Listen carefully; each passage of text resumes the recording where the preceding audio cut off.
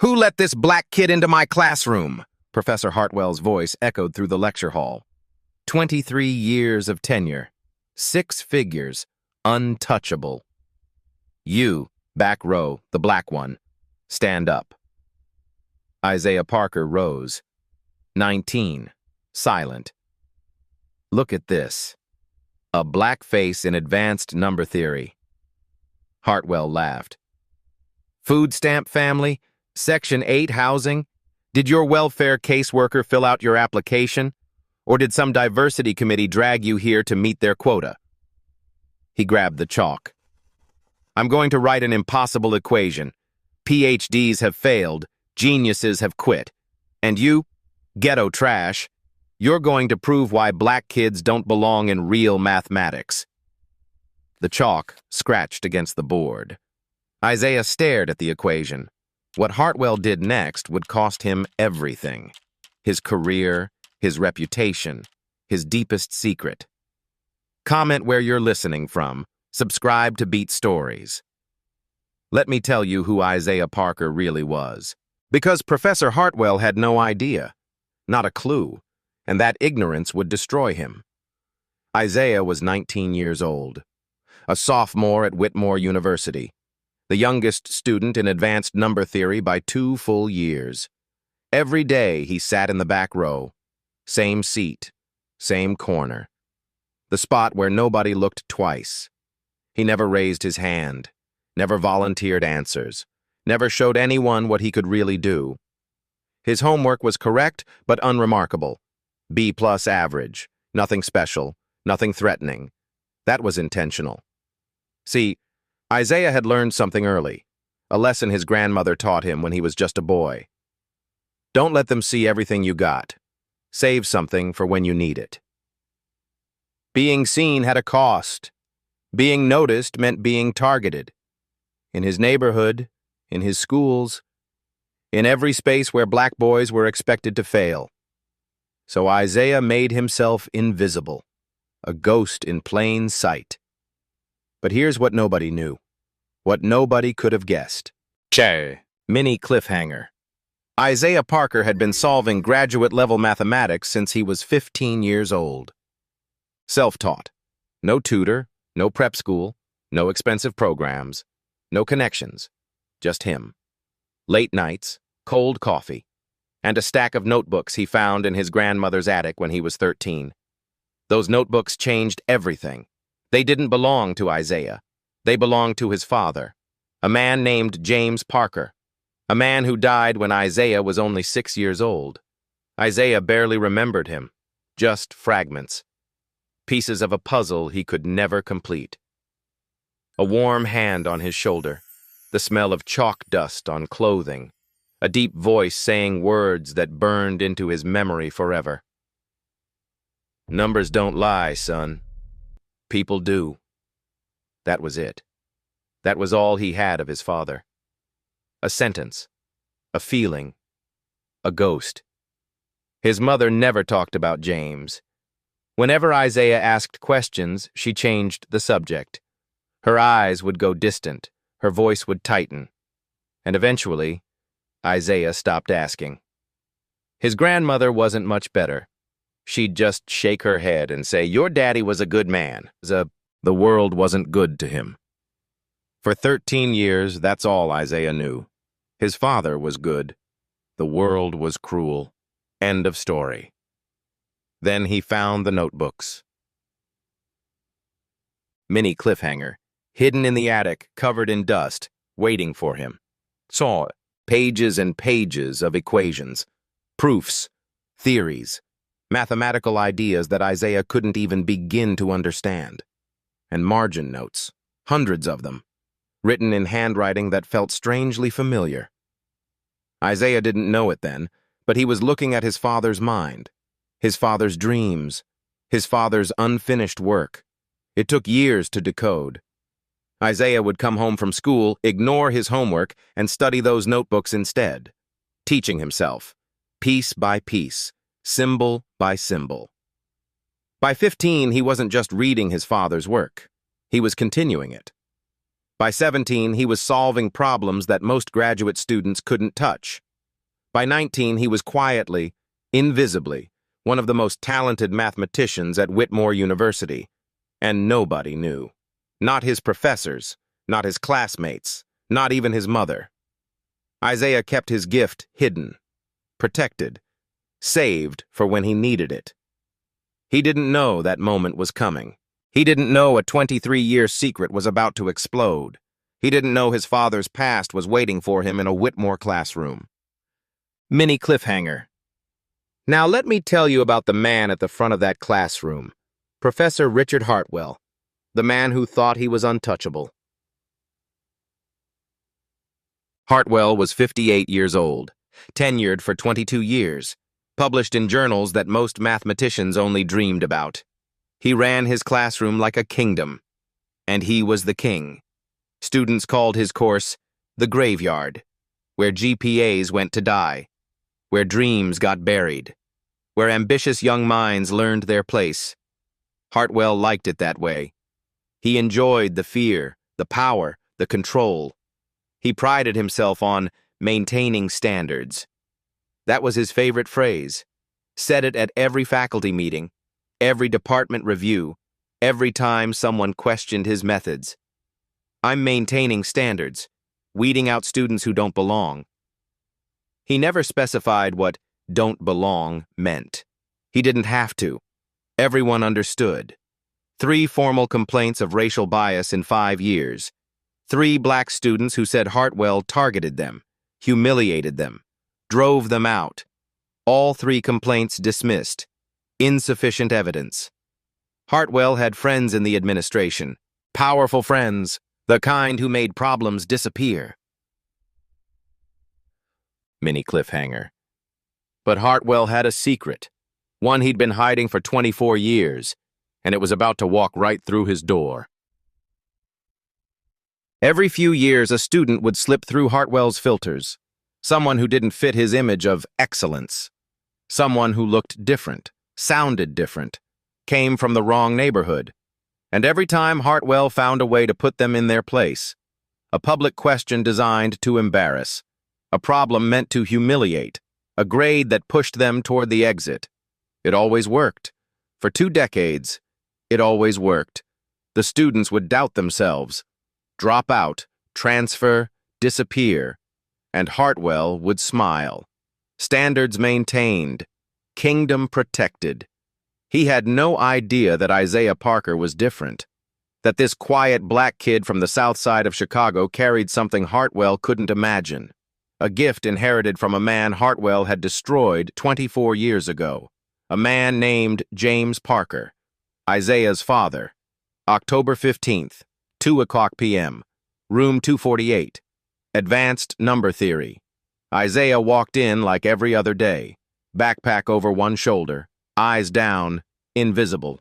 He took his usual seat, back row, far corner, the chair that faced the exit. 40 other students filled the room, mostly juniors and seniors, mostly white, mostly from families that could afford Whitmore's $50,000 tuition. Isaiah was the exception. Scholarship kid, work study, night shifts at a warehouse to cover what financial aid didn't. He didn't complain.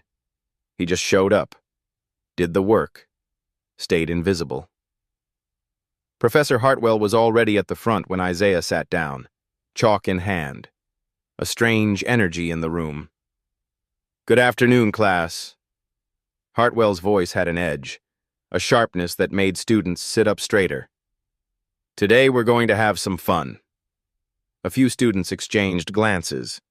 Fun in Hartwell's class usually meant someone was about to suffer. So, mini cliffhanger. Hartwell smiled, the kind of smile that made you want to run. "I have a challenge problem, something special, something I've kept for years." He walked to the board, drew a line across it with the chalk. "Anyone who solves this equation gets automatic extra credit, enough to guarantee an A for the semester, no matter what." Whispers rippled through the room. An automatic A?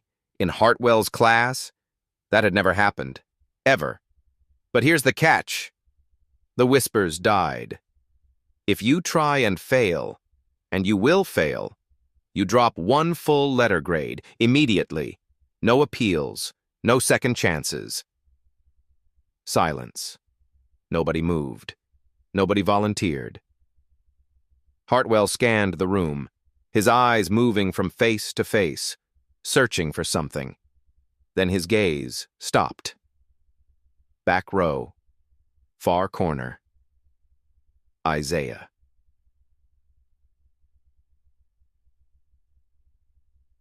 Mini cliffhanger. Mr. Parker, son. Isaiah's stomach dropped. Yes, sir? You've been very quiet this semester, sitting back there, doing the minimum, almost like you're hiding something. A few students turned around, staring, judging. Stand up. Isaiah stood, slowly. Come to the front. Let's see what you've really got. Isaiah walked forward, each step heavier than the last. He could feel the eyes on him, 40 students watching, waiting for him to fail. Hartwell handed him the chalk. Their fingers touched for a moment. Hartwell's skin was cold. This is an equation from a 1986 paper. Mathematicians have worked on it for decades. PhD students have tried. Professors have tried. Nobody has solved it. He leaned closer, voice dropping to a whisper that only Isaiah could hear. Between you and me, I don't think you'll last 30 seconds. Then louder, for the class. 5 minutes, Mr. Parker. Impress me, or drop my class today. Mini cliffhanger. Hartwell turned to the board and started writing. The equation that would destroy his career. The chalk squeaked against the blackboard, numbers and symbols spreading like a virus. It was complex, layered, the kind of problem that made experienced mathematicians sweat. A modified Diophantine equation, variables tangled together like a puzzle designed by someone cruel, notation that most undergraduates wouldn't even recognize. Hartwell stepped back, admired his work, crossed his arms. Your 5 minutes starts now. Isaiah stared at the board. His heart should have been pounding. His hands should have been shaking. Every instinct should have told him to surrender. Say he couldn't do it. Sit back down. Survive. But something else was happening. Something stirring in the back of his mind. A memory. A recognition. He'd seen this equation before. Mini cliffhanger. In a notebook, with his father's handwriting, dated 1994-10, the world narrowed. The classroom disappeared. The watching students faded to nothing. All Isaiah could see was the board. All he could hear was his father's voice. Numbers don't lie, son. People do. His father had worked on this exact problem 24 years ago, in notebooks that nobody else had ever seen, and in the margin, 3 words: solved, method C. Isaiah remembered the solution, every step, every transformation, every elegant twist that made the impossible possible. He raised the chalk. What are you doing? Hartwell laughed. Don't embarrass yourself, just admit you can't. Isaiah started writing. His hand moved with certainty, numbers flowing, symbols aligning. His approach was unconventional, nothing like the textbook methods, nothing like anything Hartwell had ever seen. Because it wasn't from a textbook. It was from a dead man's notebook, a method that had never been published, never been shared, until now. Mini cliffhanger. Hartwell's smile disappeared. 30 seconds. Isaiah kept writing. One student leaned forward, then another.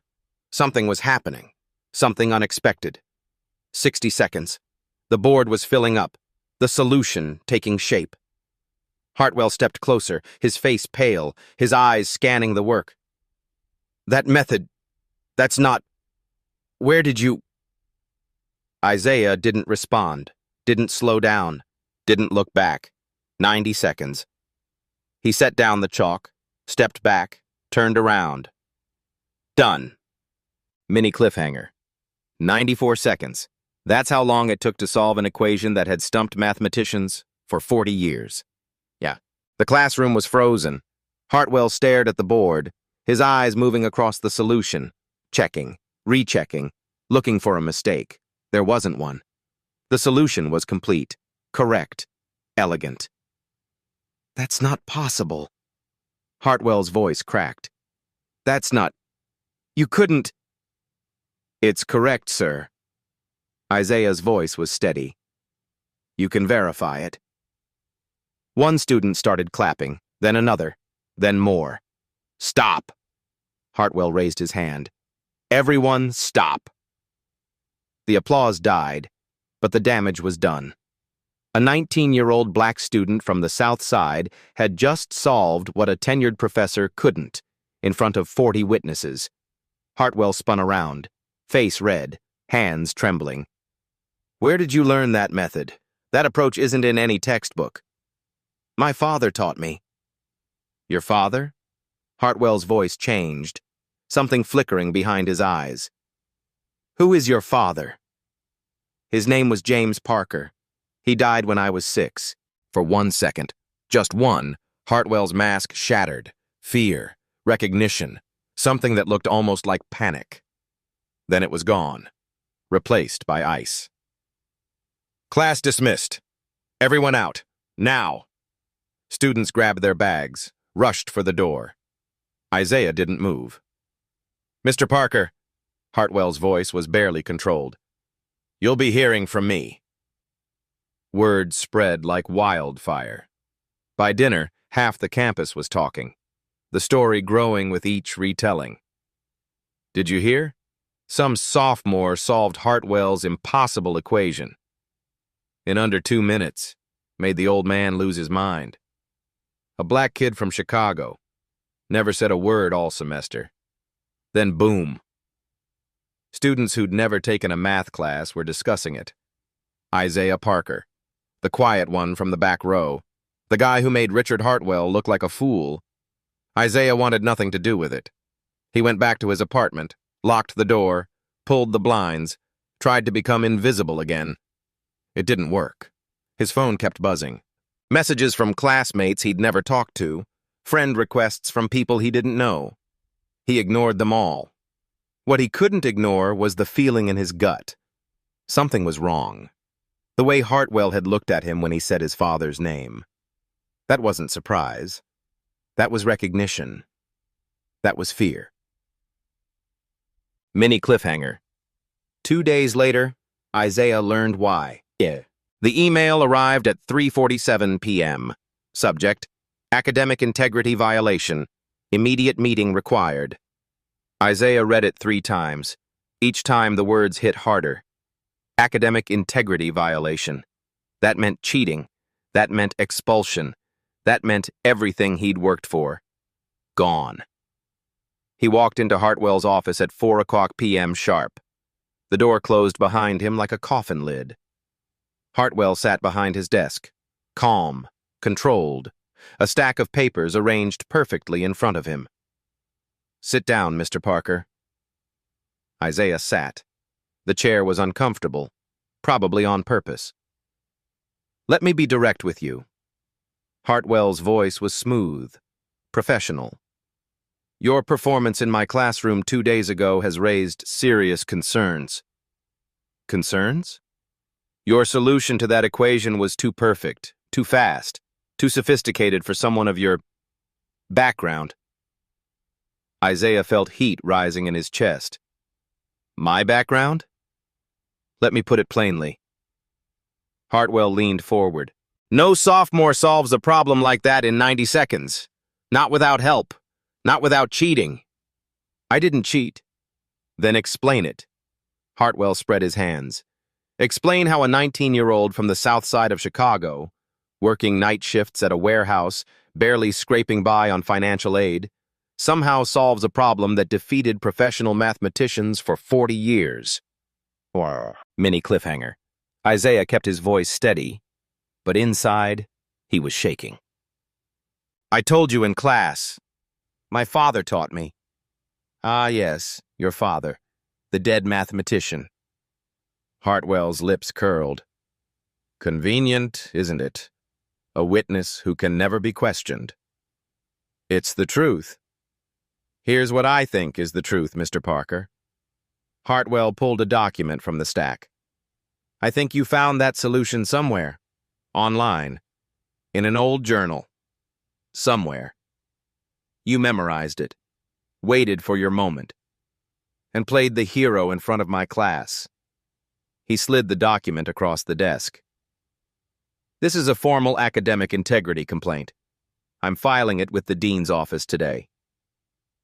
Isaiah looked at the paper, his name at the top. Words like fraud and misconduct scattered throughout. You have 2 weeks to prove you didn't cheat.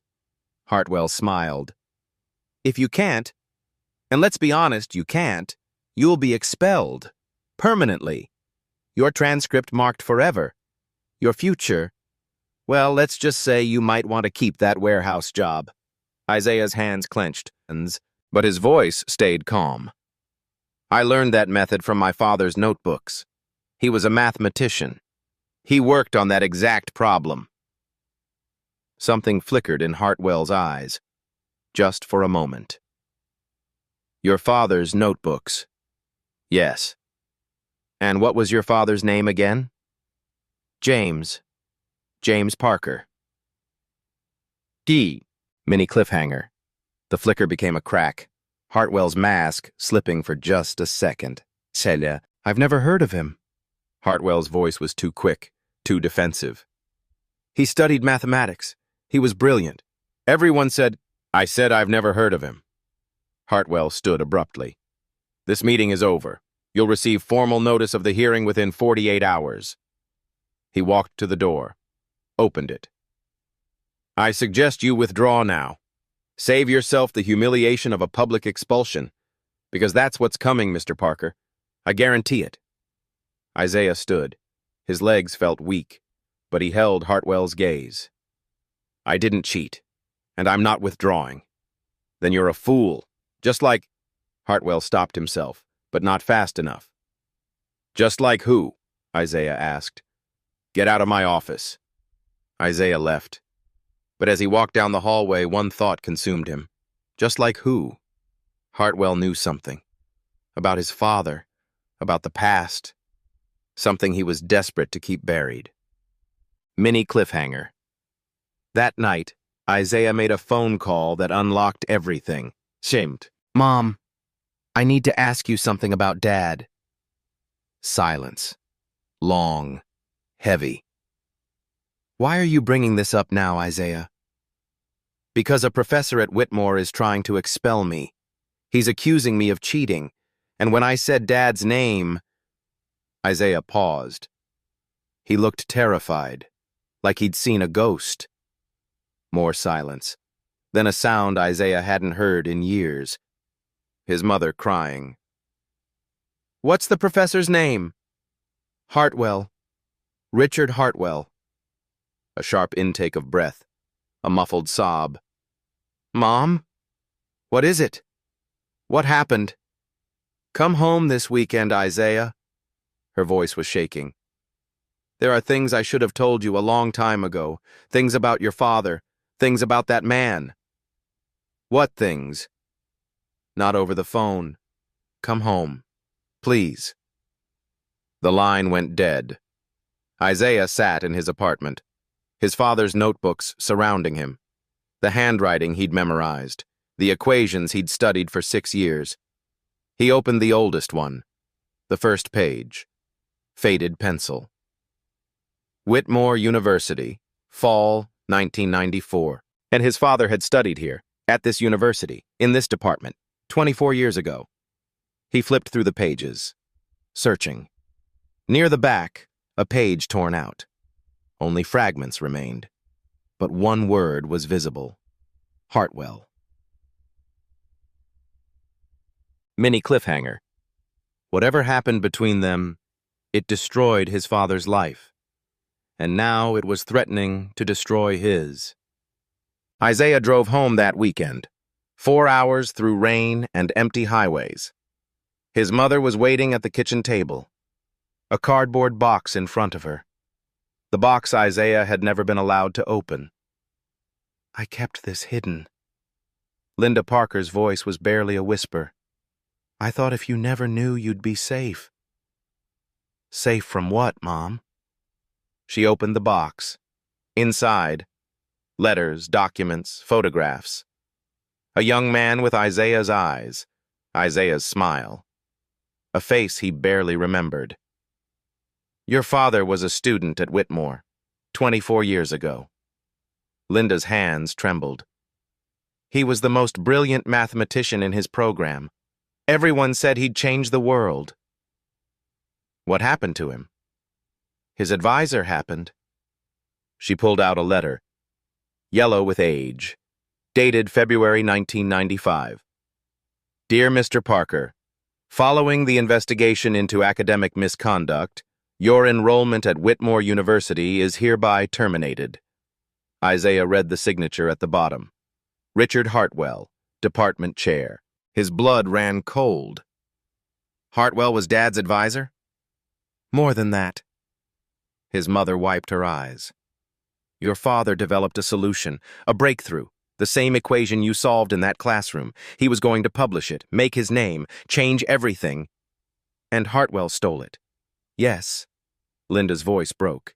"He took James's work, published it under his own name in 1995, built his entire career on it, and when your father tried to fight back, he was accused of plagiarism."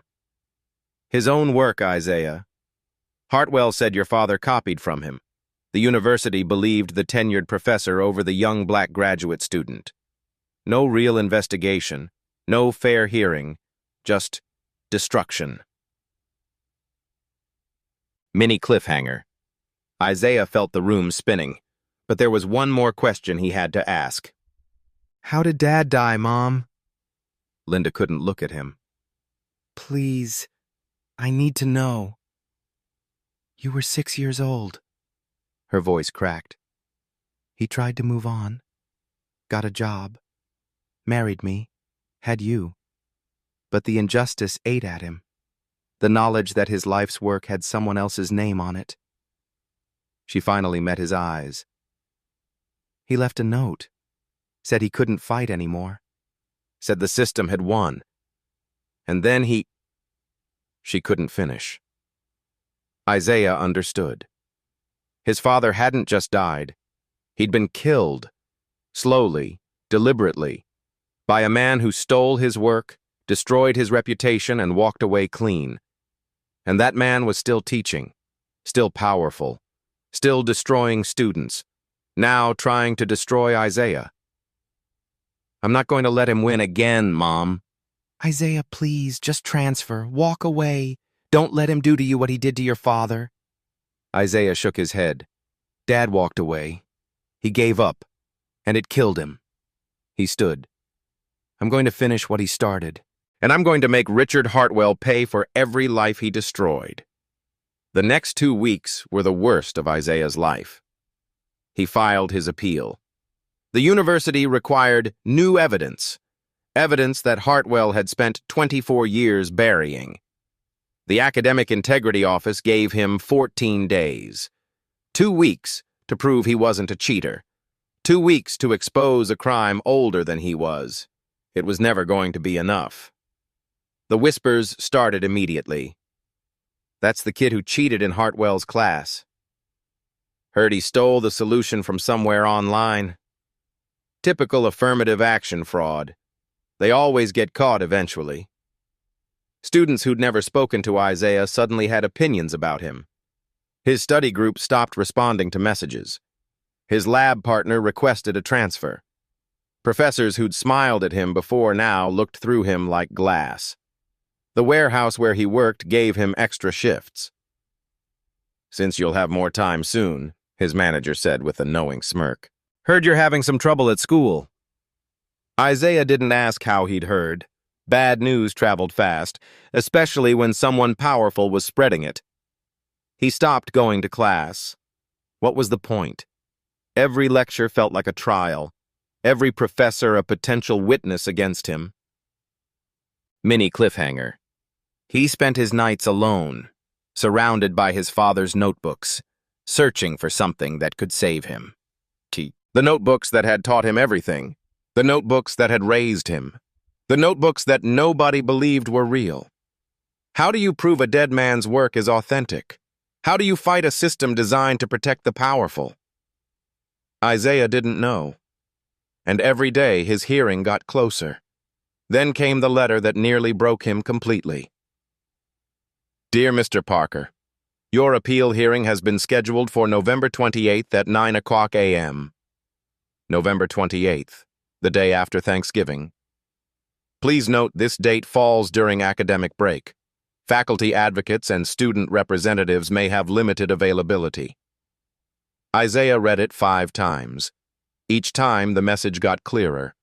They'd scheduled his hearing during a holiday, when the campus was empty, when witnesses wouldn't be around, when no one would be watching. This wasn't justice. This was an execution. Mini cliffhanger. Isaiah tried to fight back. He called everyone he could think of. The Academic Integrity Office, closed for the holiday. The Student Advocacy Center, voicemail, legal aid. We'll call you back after the break. The Dean's Office. The schedule is non-negotiable due to the serious nature of the allegations. Every door closed, every avenue blocked, every hope crushed. Isaiah sat in his apartment, the walls closing in. His father's notebooks spread around him like tombstones. For the first time, he understood why his father gave up, why he couldn't fight anymore, why he'd written that final note. The system wasn't broken. It was designed this way, built to protect people like Hartwell, built to crush people like James Parker, like Isaiah. Maybe Mom was right, he whispered to the empty room. Maybe I should just walk away. Mini cliffhanger. That's when he found the envelope. At the bottom of his father's box, underneath everything else, a sealed envelope, yellowed with age. To Isaiah, when he's old enough. His father's handwriting, the same handwriting from the notebooks. Isaiah's hands shook as he opened it. Son, if you're reading this, I'm gone. I'm sorry I couldn't be stronger. They took everything from me. My work, my name, my future, my will to fight. Tears blurred Isaiah's vision. But they couldn't take you, and they couldn't take what's in your blood. You have the gift. I saw it when you were just a baby, the way your eyes followed patterns, the way you reached for my notebooks before you could even walk. Isaiah kept reading, his father's voice reaching across 24 years. One day, you'll be better than I ever was. And when they come for you, because they will, don't make my mistake. Don't disappear. Don't give them the satisfaction. The next words hit him like a fist. Fight. Even when it hurts, even when you're alone, even when the whole world says you can't win. Fight. Because giving up isn't peace. It's just another kind of death. Isaiah held the letter to his chest. His father had known. Even before Isaiah was born. He'd known this day would come.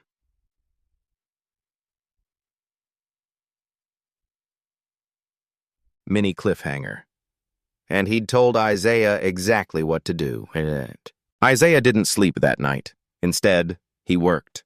Organizing his father's notebooks, dating every page, cross-referencing every equation with Hartwell's publications. The pattern was undeniable. James Parker's work, 1994. Hartwell's publication, 1995. Same equations, same methods, same solutions. The dates proved everything. His father came first. Hartwell was the thief. But Isaiah knew the evidence alone wasn't enough. Not against a tenured professor with 23 years of institutional protection. Not in a system designed to bury people like him. He needed someone inside, someone with credentials, someone Hartwell couldn't silence. Isaiah opened his laptop. searched the Whitmore faculty directory, looking for an ally. One name caught his attention: Dr. Lydia Moore, Associate Professor of Applied Mathematics, MIT PhD, one of 3 black faculty members at Whitmore, the only one in the mathematics department. He'd heard stories about her. She didn't play politics, didn't protect the old guard, had a reputation for fighting battles others wouldn't touch. Isaiah looked at the clock. 5:47 a.m. Too early to call, but not too early to email. He started typing. Dr. Moore, my name is Isaiah Parker. You don't know me, but I need your help. Professor Hartwell is accusing me of cheating, but I have evidence that he's been hiding something for 24 years. Something about my father, James Parker. Please, you're my last hope. He hit send, then he waited. Minutes turned to hours, hours turned to forever. Dr. Lydia Moore was 48 years old, MIT PhD, published in journals that most mathematicians only dreamed about. She'd survived 20 years in academia by being twice as good and 3 times as careful. She knew which battles to pick. She knew when to speak and when to stay silent. For 24 years, she'd stayed silent about James Parker. Not anymore. Dr. Moore's office was small, books everywhere, degrees on the wall, a single photograph on her desk, a group of young graduate students smiling at the camera. Close the door, she said, and sit down. Isaiah sat. Tell me everything, from the beginning. Don't leave anything out. Isaiah talked for 30 minutes. The equation, the humiliation, the accusation, his father's notebooks, the letter from 1995, everything. Dr. Moore listened without interrupting, her face unreadable. When Isaiah finished, she was quiet for a long time. Then she pointed to the photograph on her desk. You see that man? Second from the left? Isaiah looked, a young black man, brilliant smile, eyes full of hope. That's your father, James Parker. We were in the same doctoral program. 1994. Isaiah's heart stopped. You knew him? I knew him well. He was the most talented mathematician I'd ever met. Everyone said he'd change the field forever. Her voice dropped. And then Hartwell destroyed him. Mini cliffhanger. You saw what happened? Sir, I saw everything. Dr. Moore stood, walked to her window, her back to Isaiah. Your father developed something extraordinary, a solution to a problem that had stumped mathematicians for decades. It was going to be his masterpiece, his ticket to everything. The equation Hartwell made me solve. The same one. She turned around. Hartwell was his advisor, had access to all of James's work, knew exactly what he was developing. And he stole it. Published it under his own name, 1995. Built his entire career on it. Got tenure. Got famous. Got rich. Her voice hardened. And when your father tried to fight back, tried to prove the work was his, Hartwell accused him of plagiarism. His own work. His own work. And the university believed the tenured white professor over the young black graduate student. No investigation. No fair hearing. Just destruction. Isaiah felt rage building. You were there. You could have said something. I know, Dr. Moore's voice cracked. I was 22 years old, a black woman trying to survive in a department that barely tolerated my existence. Speaking up meant losing everything. She met his eyes. I've carried that guilt for 24 years. I wake up thinking about it, go to sleep thinking about it. Every time Hartwell walks past me in the hallway, I remember what I didn't do. Mini cliffhanger. Why are you helping me now, Ed? Because I'm tired of being a coward. Dr. Moore sat back down. And because you have something your father never had. What? Proof that can't be ignored. She pulled a folder from her desk drawer. After you emailed me, I did some digging. University archives, department records, things Hartwell thought he'd buried forever. She opened the folder, spread documents across the desk. This is a research proposal your father submitted to the department in October 1994. It describes the exact methodology that Hartwell published in 1995. Isaiah stared at the papers. His father's name. His father's work. Dated before Hartwell's publication. And this, Dr. Moore pulled out another document. This is a formal complaint your father filed in February 1995, alleging that Hartwell stole his research. Isaiah read it. His father's words. His father's pain, preserved on paper for 24 years. The complaint was dismissed. Insufficient evidence. Your father was expelled 2 weeks later. Mini cliffhanger. So Hartwell has done this before, Isaiah said, and gotten away with it. For 24 years, but here's the thing. Dr. Moore leaned forward. Your father's notebooks. If we can prove they're authentic, that they weren't fabricated, then Hartwell's entire defense collapses. How do we prove that? We don't. We get someone else to prove it. Someone whose credentials are so impeccable that the university can't ignore them. She picked up her phone. My doctoral advisor, Dr. Benjamin Crawford, MIT Emeritus, Fields Medal nominee, the most respected mathematician in the country. If he says your abilities are real, nobody can argue. Will he help? I don't know. He's 71, semi-retired, doesn't take meetings. She started dialing. But for something like this? For a chance to right a 24-year wrong? He might make an exception. The phone rang. Once, twice. A voice answered. Isaiah couldn't hear the conversation, just Dr. Moore's side. Benjamin, it's Lydia. Yes, I know it's been a while. I need a favor. A big one. Academic fraud. 24 years old. The victim's son. Yes, I'm certain. His name is Parker. James Parker's son. Silence on the other end. Then Dr. Moore smiled. Thank you. I'll send everything tonight. She hung up. Dr. Crawford is assembling a panel. 3 mathematicians. Independent evaluation. You have 48 hours to prepare. Isaiah felt hope for the first time in weeks. What's the catch? One of the panel members, Dr. Gregory Sullivan from Princeton. He was at Whitmore in 1994. Isaiah's blood ran cold. He knew my father? Possibly.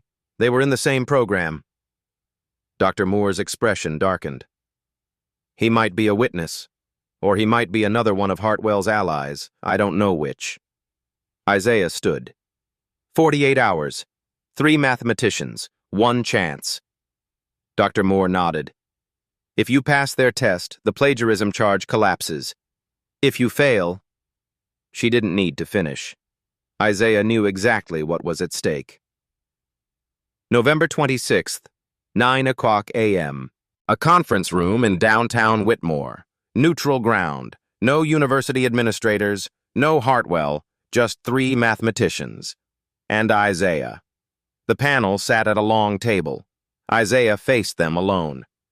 Dr. Benjamin Crawford, 71 years old, MIT Emeritus, Fields Medal nominee, white hair, sharp eyes, the kind of presence that made everyone else in the room feel smaller. Dr. Catherine Reynolds, 55, Stanford, cryptography expert, known for her brutal honesty and zero tolerance for excuses.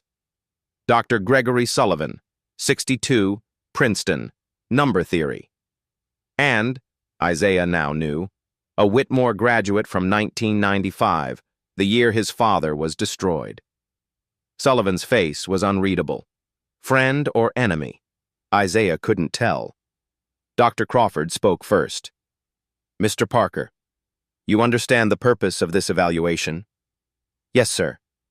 We're here to determine if your mathematical abilities are genuine. If you solved that equation through skill, or through fraud. Crawford's voice was cold, clinical. We have no stake in the outcome. We're not here to save you or condemn you. We're here for the truth. Isaiah nodded. Good. Then let's begin. Elliptic curves, graduate-level difficulty, the kind of problem that separated students from scholars. Isaiah picked up his pencil. For a moment, his hand trembled. The weight of everything pressing down, his father's legacy, his own future. 24 years of buried truth. Then he heard the voice, his father's voice, the fragment he'd carried since childhood. Numbers don't lie, son. People do. His hand steadied. He began to write. The first problem took 43 minutes. Expected time, 90 minutes. Dr. Reynolds raised an eyebrow, made a note. The second problem, modular arithmetic with cryptographic applications. More complex, more demanding. Isaiah found an elegant shortcut, a method that wasn't in any textbook, a method from his father's notebooks. 1 hour, 8 minutes. Dr. Crawford leaned forward, watching intently. The third problem, open-ended proof construction. No right answer, just demonstration of mathematical thinking. This was where most students failed, where raw talent mattered more than memorization. Isaiah closed his eyes, thought of his father's approach. Sideways, unexpected, beautiful. He opened his eyes and wrote. Mini cliffhanger. 3 hours and 22 minutes. Isaiah set down his pencil. Done. The panel collected his work, conferred in whispers. Isaiah sat motionless, his fate in their hands. Dr. Sullivan studied the pages longest, his expression troubled. Not suspicious. Something else. Something that looked almost like guilt. Finally, Dr. Crawford spoke. We'll need 30 minutes to review. Wait outside. Isaiah walked into the hallway. Dr. Moore was waiting. How did it go? I don't know. His voice was hollow. I did my best. That's all you can do. They waited. 30 minutes became 45, then an hour. Every second felt like a verdict. Mini cliffhanger. Then the door opened, and Dr. Sullivan stood there, alone, with something to say. Mr. Parker, can I speak with you, privately? Dr. Moore tensed. Whatever you have to say, please, Sullivan's voice cracked. This is personal. Isaiah followed him to a corner of the hallway, away from the door, away from ears. Sullivan couldn't meet his eyes. I knew your father. Isaiah's heart stopped. We were in the same program, 1994. He was... Sullivan swallowed. He was the best of us, the most brilliant mathematician I'd ever met. Everyone knew he was going to do something extraordinary. What happened? Hartwell happened. Sullivan's hands were shaking. Your father developed a solution, revolutionary work, and Hartwell stole it, claimed it as his own. You knew? Everyone knew. Sullivan finally looked up. His eyes were wet. When Hartwell accused your father of plagiarism, we all knew it was a lie. But Hartwell had power, tenure, connections, and we were scared. Isaiah felt rage building. You let him destroy my father. Yes, Sullivan's voice broke. I've carried that guilt for 24 years. I told myself it wasn't my business, that your father must have done something wrong. But I knew. I always knew. He reached into his jacket, pulled out an envelope. This is my written statement. Everything I witnessed. Everything I should have said in 1994. Isaiah took the envelope, his hands trembling. Why now? Because I saw you in that room. I saw you solve those problems. And I realized... Sullivan wiped his eyes. You're not just fighting for yourself. You're fighting for him. For a man who deserved better. A man we all failed. He straightened up. I'm not failing him again. I'm changing my assessment, and I'm testifying against Hartwell. Mini cliffhanger. Isaiah held the envelope. A confession 24 years in the making. But would it be enough? The door opened again. Dr. Crawford emerged. Mr. Parker, we're ready. Isaiah walked back in, Dr. Moore beside him, Sullivan taking his seat with the others. Dr. Crawford held Isaiah's test papers. Mr. Parker, in 43 years of mathematics, I have evaluated thousands of students. From MIT, Princeton, Cambridge, the finest institutions in the world. He paused. Your work today is exceptional. Problem 1. Completed in half the expected time. Problem 2. You used a method I've only seen in advanced research. Problem 3. Your proof construction shows original thinking at a professional level. Isaiah held his breath. It is my professional opinion that you are not a fraud. You are a genuine mathematical talent. Dr. Reynolds nodded. Agreed. The accusations against you are baseless. Dr. Sullivan stood. And I am prepared to provide testimony regarding events I witnessed in 1994. Events that explain how Professor Hartwell obtained the work he has claimed as his own for 24 years. Isaiah exhaled, the first real breath he'd taken in weeks. Dr. Crawford looked directly at him. Mr. Parker, your father would be proud. November 28th, 9:00 a.m., University Administration Building. The hearing room was cold, formal, designed to intimidate. On one side, Isaiah, Dr. Moore, and a stack of evidence. On the other, Professor Richard Hartwell. Confident, smiling, certain of victory. He didn't know what was coming. This is a simple case. Hartwell's voice was smooth, practiced. Mr. Parker submitted a solution that no undergraduate could possibly derive independently. He refuses to explain how he obtained it. The only logical conclusion is academic dishonesty. He spread his hands. I take no pleasure in this, but Whitmore has standards, and those standards must be maintained. The dean turned to Isaiah.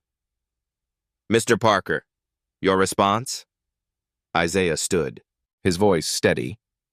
I didn't cheat. I couldn't have. Because the method I used came from my father's notebooks. Notebooks dated 1994, a full year before Professor Hartwell published the same solution under his own name. Hartwell's smile flickered. Objection.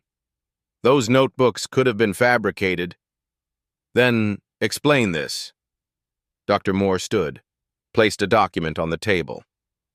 This is a research proposal submitted by James Parker to the Whitmore Mathematics Department in October 1994. It describes the exact methodology that Professor Hartwell published in 1995. She placed another document beside it. This is a formal complaint filed by James Parker in February 1995, alleging that his advisor, Professor Hartwell, stole his work and claimed credit.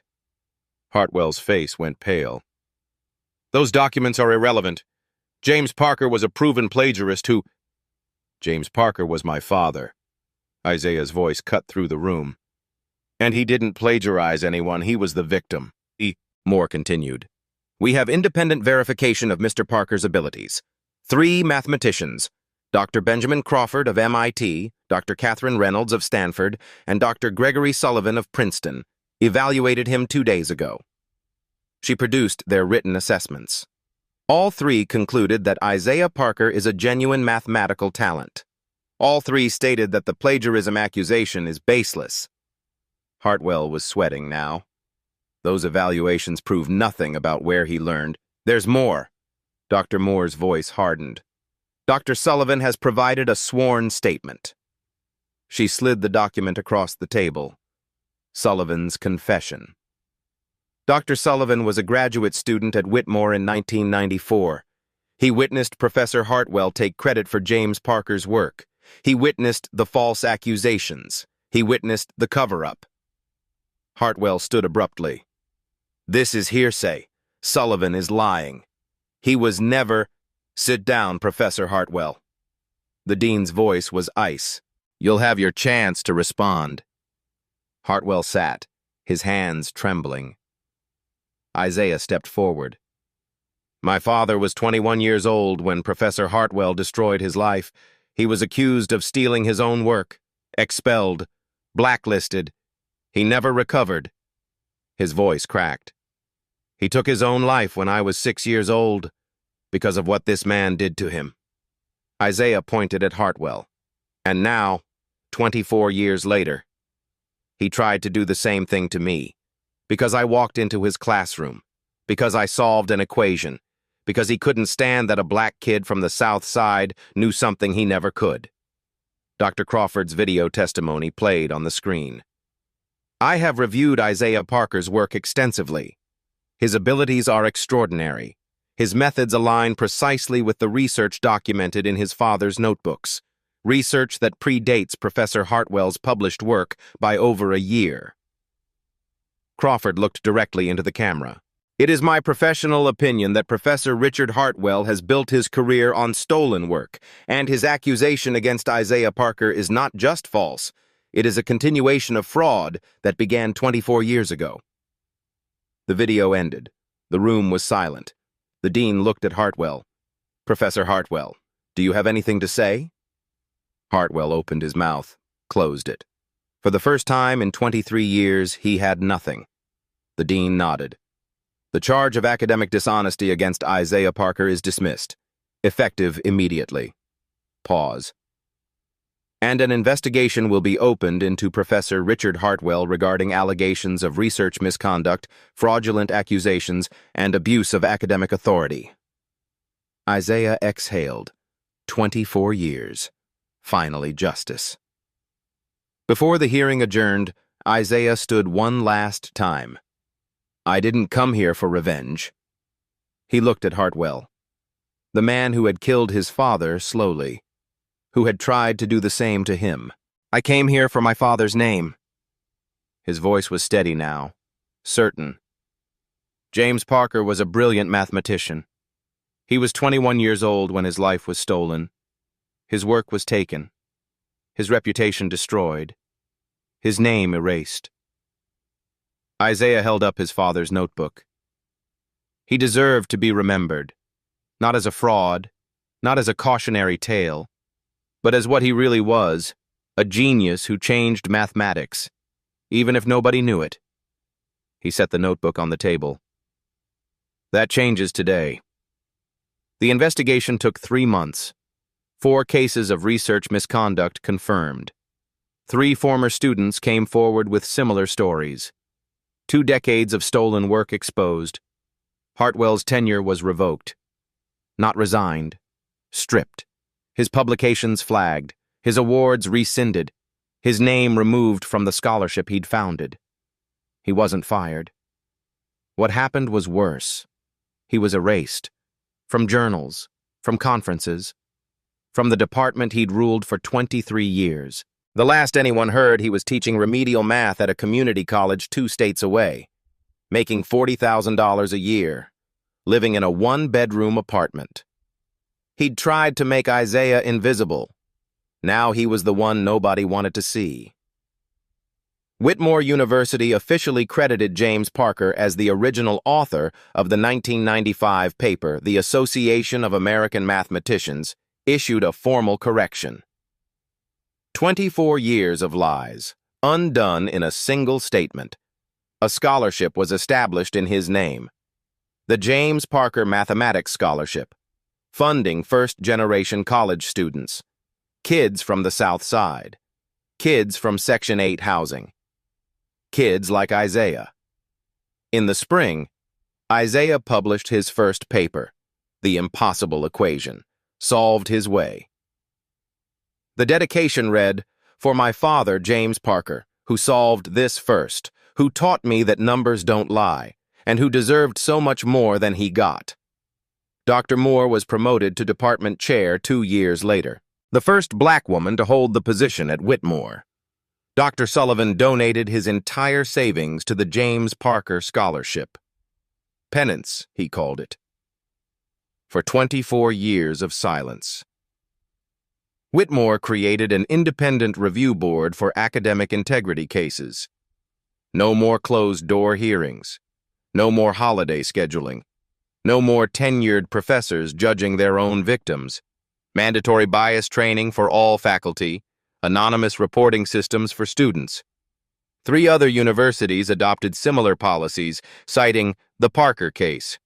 1 student, 1 equation, 1 family's buried truth, and a system that would never work quite the same way again. Isaiah's mother framed the newspaper article, hung it in the living room. Local student exposes decades of academic fraud. Father's legacy restored. Below it, she placed a photograph, the one from the box. James Parker at 21, smiling, full of hope, finally seen. A year later, Isaiah stood in front of a classroom, not as a student, as a teaching assistant. Same room where Hartwell had tried to humiliate him. Same board where he'd solved the impossible equation. Different energy now. In the back row, a black sophomore sat alone, quiet, invisible, just like Isaiah used to be. After class, Isaiah approached him. "You're good at this. I've seen your problem sets." The student looked surprised. "You noticed?" "Someone always notices." Isaiah smiled. "Sometimes they try to tear you down, but sometimes they're there to lift you up." He handed the student a notebook, a copy of his father's work. "This helped me. Maybe it'll help you." Here's what this story is really about. It's not about mathematics. It's about power. Who has it? Who doesn't? And what happens when someone with power decides you don't belong? Richard Hartwell looked at Isaiah and saw a target. A black kid from the South Side. Someone to mock, to humiliate, to destroy. He didn't see a prodigy. He didn't see a legacy. He didn't see a son carrying his dead father's dream. He didn't know who he was dealing with. And that's the thing about underestimating people. Eventually, they prove you wrong. Hartwell learned that the hard way. 23 years of lies. 23 years of stolen brilliance. All of it undone in 94 seconds by a student he thought didn't belong.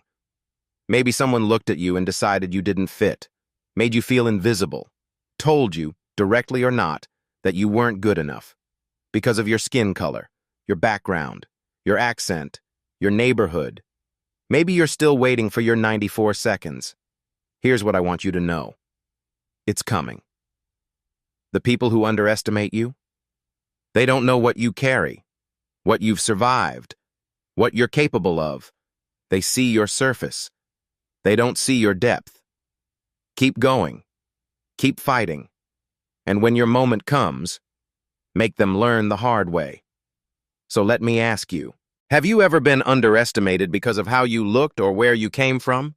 What happened? Have you ever had a Hartwell in your life? Someone who tried to make you feel small? Is there a James Parker in your story? Someone whose truth deserves to be told?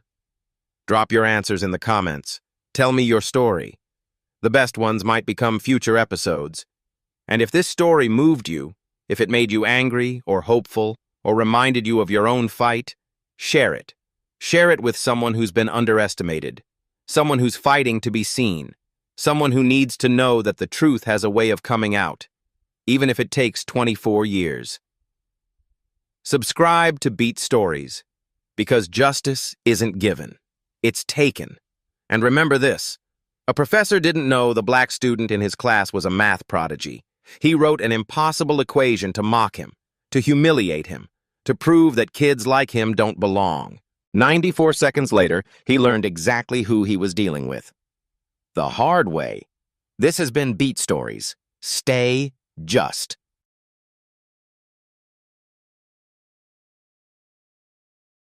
This story shouldn't be the exception. It should be the last time it ever happens. At Beat Stories, we turn one moment of injustice into a call for change. Subscribe to help make that call louder and longer lasting.